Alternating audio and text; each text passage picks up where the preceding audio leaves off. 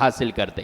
تو امام جعفر صادق رضی اللہ تعالیٰ عنہ ان کی یاد میں بطور خاص رجب کے مہینے میں ہمارے ہاں کنڈوں کا اہتمام ہوتا ہے، اور چھوٹے بچپن سے ہی ہم یہ کنڈوں کی فاتحہ سنتے ہوئے آ رہے ہیں. تو اصالِ ثواب ہے.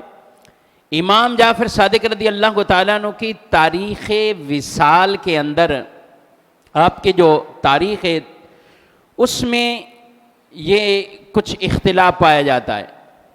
زیادہ کتب کے اندر یہ بات بیان کی گئی کہ 15 رجب المرجب امام جعفر صادق رضی اللہ تعالیٰ عنہ کا یوم ہے.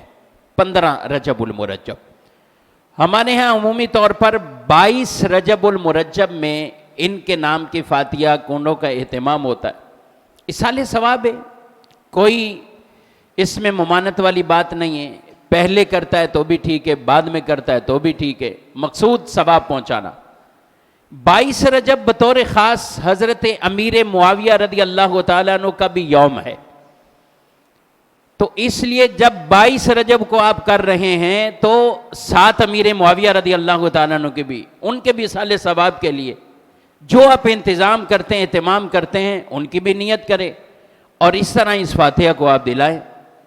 یاد رکھیے کنڈوں کی فاتحہ کے حوالے سے ہمارے لوگوں میں بعض اوقات یا کہیں کہ کئی عرصے سے یہ باتیں جاری کہ یہ فاتحہ باہر نہیں نکالنی، یہ فاتحہ اندھیرے منہ کھا لینی ہے صبح صبح اٹھ کر.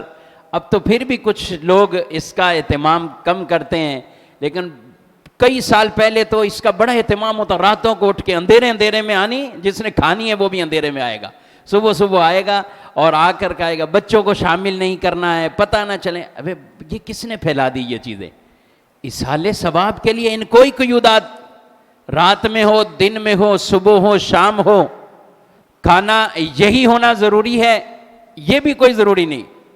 آپ جو بھی اہتمام کریں اپنی سہولت کے مطابق، جن کو آپ نے مدعو کرنا ہے ان کی سہولت کے مطابق جو بھی دن رکھتے ہیں، آپ کی وہ کنڈوں کی فاتحہ بالکل اپنے جو ہے وہ مقام پہ پہنچے گی، یعنی ان کو اصالِ ثواب وہ ہو جائے گا.